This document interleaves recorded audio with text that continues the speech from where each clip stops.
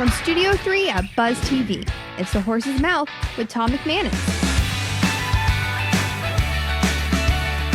All right, time once again for another edition of The Horse's Mouth here on Buzz TV. Of course, we're back at my bar, back at Tommy Max, and brought to you by our friends at truckcrashlaw.com. Great to have them on board. We're talking cybersecurity, we're talking digital marketing, all right here on The Horse's Mouth. Let's get into it with our panel. Chris Falzone from RockIT Interactive. How are you, Chris? Tom? Welcome. Thanks. You like the bar? It's a nice place to hang out, talk business, right? Have a beer. Yeah. What are you guys doing at RockIT Interactive, man? We're doing results-driven marketing, and, Okay. and it's just different from just standard SEO and PPC. We're actually coming up with digital strategies that make sense for the niche markets, Okay. and taking those budgets that those businesses have and spinning them into real results for them. Okay. So more leads, more conversions, more revenue. Is it more like algorithm, like that kind of, like data and a little analysis, bit that more kind of like stuff? that.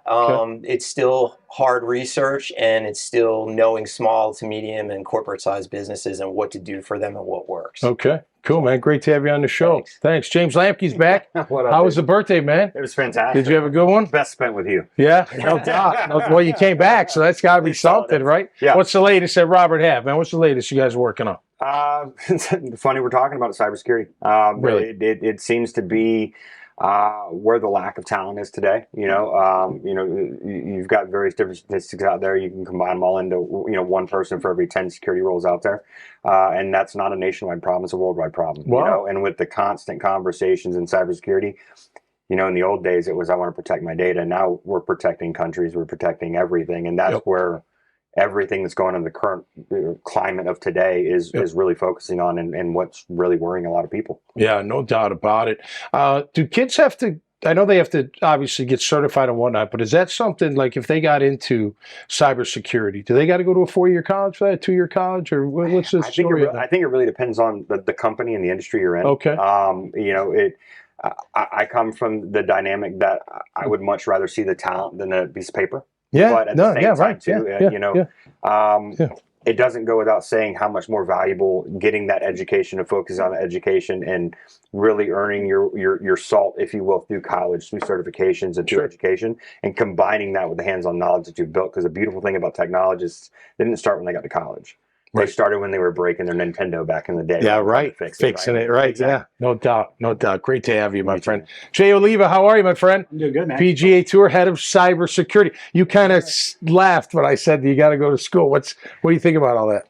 It's the whole thing of like there are so many different paths into cybersecurity. You've got your traditional path of let's go ahead and head for your school. Let's go ahead and maybe do some military service or some LEO work, doing something to like get involved in it. But you've also got another track where you've got the people that kind of grew up more organically. I kind of fall more into that, even though I did go back to school. Okay. And that's more of the track that was staying up late at night, messing with computers, getting grounded constantly, and essentially like, tying up the phone lines and stuff like that, where it was really digging into what a computer is. How does it work? How do I make it do what I want it to do instead of what the program wants me to do? Wow. And cybersecurity, I mean, that's a full-time, people are always trying to hack, aren't they? Oh, yeah. Getting into it. Yeah, and a lot of that's even automated. So it's not even like you got somebody sitting at the keyboard sitting there going, "Oh, okay, right, I got that." It's literally like just I've built an automation script that's going and hitting this website until I find something that I can break in with. They're criminals, those people. Oh, absolutely. And that's a good segue. I'd like to go get them. There is a real difference between a hacker and a criminal. Okay. And a criminal is someone who is doing something unlawful. A hacker is someone who is trying to figure out how a system works and how to make it work better for them or for their company. So that's different. Yeah. Hacker had a negative connotation, but maybe it doesn't. It really does. And it's one of those things that a lot of people in the InfoSec community have been trying to work to rebrand it and like kind of take ownership of it and say like, look, we're hackers. We're not bad guys. We're hackers. Right. Interesting. Great to have you, man. Collin Lawrence is back. Oshin Digital. How are you, my man? Good. Everything good? Yeah, everything's great. Great to have you back on the show. How much cybersecurity in your world? Got to be a ton, right? Your clients got to be It's a significant amount, yeah. And it's interesting, too, because we hand code all of our websites, and there's so many areas where we have to be really careful. And there's opportunities where you don't really have to be, but we like to go above and beyond to make sure We do that even though the client will never know that extra step and extra work was put in just to make it that much more bulletproof. I always hear like, and you guys can all answer this, when you get hacked or whatever you want to call it, it's just from human error, like somebody seeing something and being like, is that, we'll start with you, is that Yeah, I think factual? I think you can social engineer people and get them to give you their passwords faster than brute forcing or hacking into a system. Okay. But you do also have to be prepared for all the other really sophisticated attacks and the algorithms and everything that's coming at you. Yeah. And you have to account for that most of the time it's not an instant gratification, right? It's been sitting there 6, 8, 12 months and just slowly eating away at what you have. The old office space theory, right? I'm still 1/100th of a penny until I get the entire amount of money. Yeah, right. Yeah. I think passwords are interesting, right? Because I've got a sheet it's actually on my computer. Don't hack it. Oh, my heart. You know, and it's just all different kinds. I don't know where they come from, you know, but You broke them. do you? Yeah, give me some. I mean, Give me one of some. the big thing is you need to look at a password vault. You know, everybody's probably heard what happened with LastPass, but there are other competitors to LastPass out there, like OnePassword, Bitwarden, and a few others. And you need to take those and put them in something that's encrypted. You know, something that's safe that you can access from everywhere, so that way you've got access to them wherever you are. Okay. You need to enable multi-factor authentication everywhere you can. So my Word document to PDF is not secure enough. Probably not. I mean, you know, at the same time, look at your threat model. Look at what is who is going to be able to get access to that. If somebody were to compromise your computer with like a phish, then guess what? Now they've got access to all your passwords and your digital identity, and it's such a mess to clean up. Yeah, and expensive. Man, we're gonna have to talk. What just to tell the audience out there, you guys can all chime in. But what would you suggest, just for at-home people to protect themselves from any kind of? Get good antivirus. You know, Microsoft Defender comes with Windows. Yep. Make sure you're using a password vault so that way you're storing everything in a safe, secure location. Okay. And the other big thing is like, don't click on things that you don't know. Check the URLs, look at them, make sure that they don't look funky. Yeah. I mean, you got to be careful too, because you know the criminals will change what the URL looks like so it looks similar. Yeah. But you just kind of got to pay attention. The emails I get, I'm like, how did they get my you know, I mean, it's obviously got to be very frustrating at times for people, right? But you got to deal with that cybersecurity as well. Always.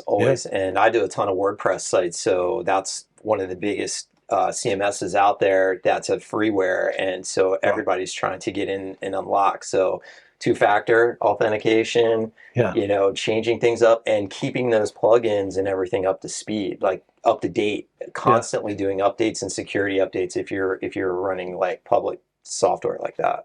Yeah, Words. That's another good thing, you know. Patch your machine. You know, that annoying screen that pops up that says, "Hey, you need to update." Do it when it does. Do it. Oh, okay. Do it. Oh, okay. I'm one of those like, I don't know. Where's this coming from? Well, I think the other thing is too, like they mentioned a lot of good things, but educate yourself on the tools that are out there. You know, you've got token systems, you've got password vaults. Dot's come out with their new security protocol that they can push out and you can utilize with you got finger recognition, visual recognition. Like there's a lot of ways to eliminate threats and make it fun. But the biggest thing is you talk about passwords. Yeah.